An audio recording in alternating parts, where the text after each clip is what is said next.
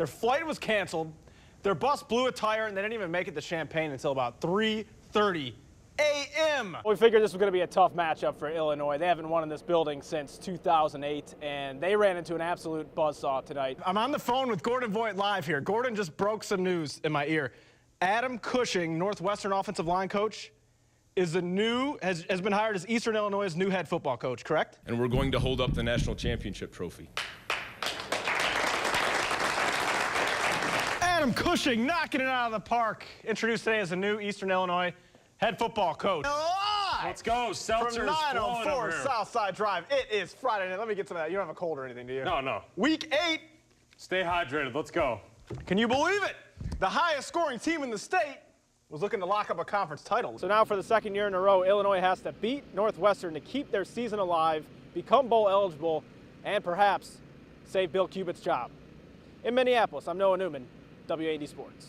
Is this your first time in Champaign? No, it is. It is. It's an interesting area. Give me 3. Give me 3. 105. My dreams of becoming a professional football player aren't dead yet. As for the heat, the guys in the early session said it didn't really bother them, but they said it would be brutal for guys in the afternoon session, guys like Scott Langley behind me, who just teed off. And I have never lost to an FCS opponent, which is good because a Big Ten team should never lose to an FCS opponent. There's a look at Colonel Rock, the cutest mascot in America. You hear that? Fight music playing in the background here. College football season right around the corner. She is one of the most dangerous hitters in the entire state. I was watching you take some cuts there in the cage. Now, did you always have this kind of power? Now the schedule gets a little better. Well, yeah, that's what I was going to say. The good news is you look at the schedule. Rutgers, winnable. Purdue, winnable. Wisconsin, it's probably an L. Maryland, winnable. Minnesota, winnable. Nebraska, winnable. Iowa, at home. Northwestern. I mean, the schedule, I'm telling you, there's a path for 6 wins. But we have had awful luck here recently. Lonnie Matlock got us twice. Grace Mole made us look like Steve Urkel with a softball bat. So we need to break our losing streak in Shelbyville. Let's lose. We're on. Yeah, what a thrilling finish, Dawn. We were watching the end of that game from the locker room tunnel. And next to us was Nebraska head coach Tim Miles. He was watching it too, pacing back and forth. A lot of talent at the wide receiver position. Could be a real strength when you talk about Dudek, Ricky Smalling, Carmani Green, Sam Mays, just to name a few. Year 1 was about people and culture. Year 2 was about plans and development. So what are you looking to accomplish in year 3? What's year 3 all about? The original Friday Frenzy. There's Noah Newman. He's getting ready to bring you high school hoops action along with Gordon Voigt from across Central Illinois. Grunder. Grunder. Grunder. Ben Grunder with the acrobatic layup. Oh, again. And then Grunder again. A bit of a bumpy start to the day here in Charleston, Gordon. They had a delay early on, then they got started, then there was another delay, then they got started again. But hey, it turned out to be a pretty nice day.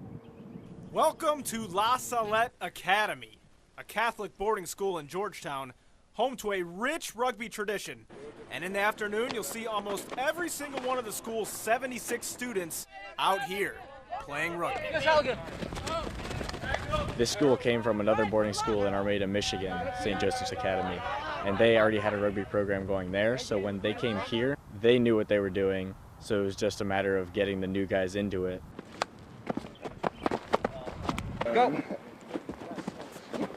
Boys, no communication. We need to do a better job, right? Head coach Joe Rasmus came all the way from Australia. Get your hips in front of him, Josh. Once a player at North Carolina, he knows how important this sport can be for kids who are hundreds of miles away from home. It is tough for them, I think, when they first get here, being away from their families, but they really have great fraternity just because, in part because of rugby, in part because of the culture of the school. It's just a tight-knit group of guys, you know, it kind of makes up for what you're missing being away from home. We have to keep our eyes up. We have to identify threats. You know, how important is communication in this sport, and how much does that help build like a family atmosphere when you have kids coming together from all over the country? Yeah, well, it's absolutely huge, the communication, just because rugby is kind of like a game of chess, but someone's trying to take off your head, and instead of just having one player, you have 15 people trying to play the game of chess all at the same time. Hey, go right, go right! These guys are gearing up for their biggest game of the year, a showdown with Nequa Valley. It's a rematch of last year's state championship.